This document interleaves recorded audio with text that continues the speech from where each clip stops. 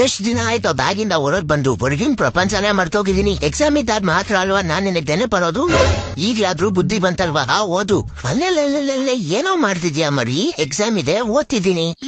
ನಿನ್ face suit ಆಗೋ ಕೆಲ್ಸಗಳನ್ನ ಮಾಡು. ಓದೋದೆಲ್ಲ ನಿನಗ್ ಸೆಟ್ ಆಗಲ್ಲ. ಬಾ ಒಂದ್ 10 ನಿಮಿಷ ರೀಲ್ಸ್ ನೋಡುವಂತೆ ಬಾ. ಸ್ವಲ್ಪ ಬಾಯ್ ಮುಚ್ತೀಯಾ? ಅವ್ಯೂ ರಾತ್ರಿ ನಿನ್ ಜೊತೆನೆ ಟೈಮ್ ಪಾಸ್ ಮಾಡ್ತಿರ್ತಾನೆ. ಹೀಗಾದ್ರೂ ಸ್ವಲ್ಪ ಸೀರಿಯಸ್ ಆಗಿ ಓದಕ್ ಬಿಡೋನ್ನ. ಇದೆಲ್ಲ ಮಾಡು ಟೈಮ್ ಅವು.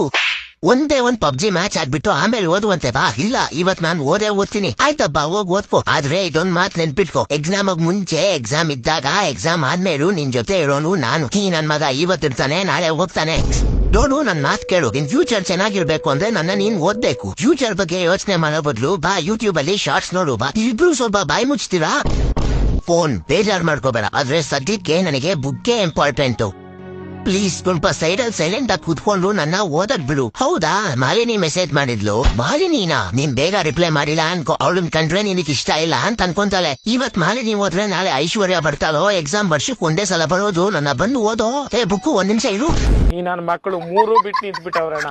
ಮಾನ ಮರ್ಯಾದೆ ಏನು